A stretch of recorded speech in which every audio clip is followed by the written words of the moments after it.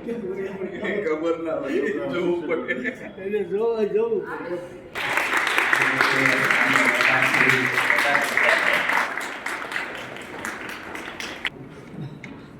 મુકમ કરોતિ વાચાલમ પંગુલંગે યતિગિરિ યત કૃપા તમઃ વંદે પરમાનંદ માધવમ.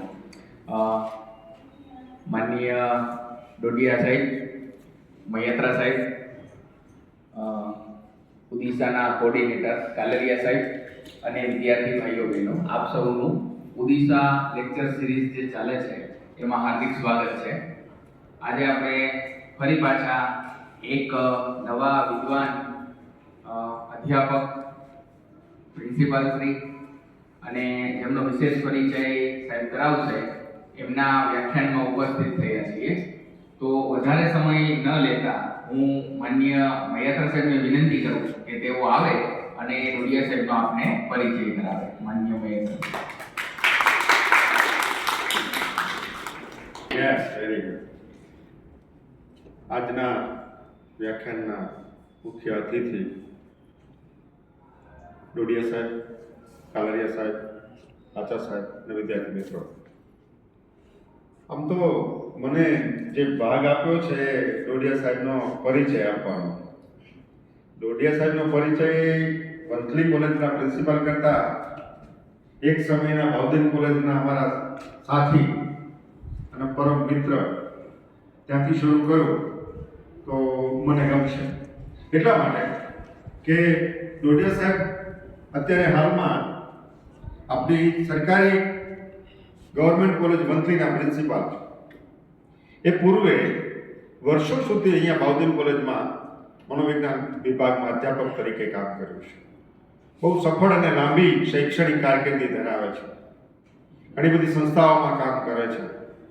સાથે સાથે એ એક બહુ મોટી સફળ સંસ્થા અખિલ ભારતીય વિદ્યાર્થી પરિષદ, ABVPના ટૂંકા નામથી આપણે જેને ઓળખીએ છીએ, એમાં પણ વિવિધ ફરજો અને હોદ્દાઓની ફરજ બજાવી અને શિક્ષણ જગતને માર્ગદર્શન પૂરું પાડવાનું કામ ડોડિયા સાહેબે કર્યું છે. એટલે બીજાને મદદરૂપ થવાની ભાવના, જ્યાં કંઈ સમસ્યા છે, વિદ્યાર્થી જગતની સમસ્યાઓ તો ઉકેલ જ છે ABVPના માધ્યમથી અને સરકારશ્રીને સલાહ સૂચન કરીને. પણ અમને ક્યારેક એવું લાગે કે હવે શું કરીશું, ત્યારે અમે પણ ડોડિયા સાહેબનું માર્ગદર્શન લેતા હોઈએ છીએ. એવા બહુ વિદ્વાન અને તજજ્ઞ, આમ તો ટૂંકા નામથી અમે મિત્રોમાં રાકા ડોડિયા તરીકે ઓળખીએ છીએ, રાજેશ કાળાભાઈ ડોડિયા, અને એ એમની સિગ્નેચર ગુજરાતીમાં કરે છે. આ બધું શીખવા જેવું હોય છે મિત્રો. આપણે જે પશ્ચિમનો પવન ફૂંકાયો અને ઇંગ્લિશમાં સિગ્નેચરો કરીએ અને બહુ પ્રાઉડ લઈએ છીએ, તો ડોડિયા સાહેબ આજે પણ મને ખબર છે એ ગુજરાતીમાં સહી કરે છે. અને રાકા ડોડિયા, રાજેશ કાળાભાઈ ડોડિયાના એનું આખું નામ, અને એટલે અમારા મિત્રો સર્કલમાં એ રાકા ડોડિયા તરીકે પ્રચલિત એવા ડોડિયા સાહેબને હું આવકારું છું. ભાવદીન કોલેજ બધી આમ તો એ ઘર વાપસી છે. વર્ષો સુધી અહીંયા અધ્યાપક તરીકે કામ કર્યું છે. અને વંથલી કોલેજ જ્યારે શરૂ થઈ, મિત્રો બીજું એક વાત કે વંથલી કોલેજ જ્યારે શરૂ થઈ ત્યારે આપણી સંસ્થા પેટા સંસ્થા તરીકે શરૂઆત થઈ અને શરૂઆતથી જ ડોડિયા સાહેબ ત્યાં કામ કરે છે. એટલે વંથલી કોલેજને આખું ઊભી કરવાનું કામનું શ્રેય જો કોઈ વ્યક્તિને જાય તો એ ડોડિયા સાહેબને જાય છે. આમ તો અહીંયા જે બેઠા છે ને, બે મારા શિષ્યો છે, એક મારા મિત્ર છે. તમે જેમ બેઠા છો એમાં બે તમારા જે સાહેબો છે ને આમ બેસતા, હું ભણાવતો. એટલે વર્ષ ઘણા થઈ ગયા. આચા સાહેબ એક વસ્તુ ખોટી બોલી ગયા, યુવાનો તો હું 50 વટાવી ગયો છું. 2003 થી યાત્રા સાહેબ કહ્યું હોય 2003 થી 2016 સુધી અહીંયા કામ કરવાનું સદભાગ્ય પ્રાપ્ત. ખબર નહીં પ્રકૃતિ મુજબ કેટલાય વાત છે. કહેવાય ને કે એક શિક્ષક માટે સારું શું હોય તો કે એમનો વિદ્યાર્થી એમની સાથે કામ કરતો હોય. એટલે મારી કોલેજમાં મારા વિદ્યાર્થી છે, મારા પ્રોફેસર કપિલભાઈ, કે જેમને મેં ભણેલા છે. તો એ સદભાગ્ય છે. સંસ્થાનો આમ તો મારા આભાર માનવાનો ન હોય, કેમ કે આ મારી માતૃ સંસ્થા છે.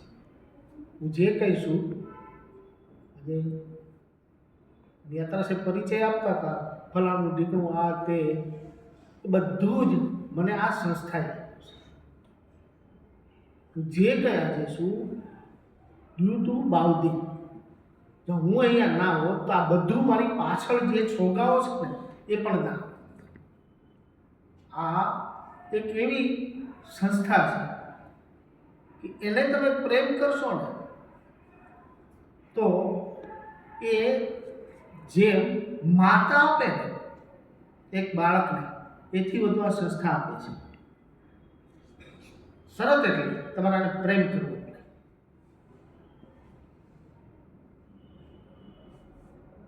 આપણે એમને પ્રેમ નહીં કરીએ, તમે સવારમાં ઉઠીને નહીં આવો તો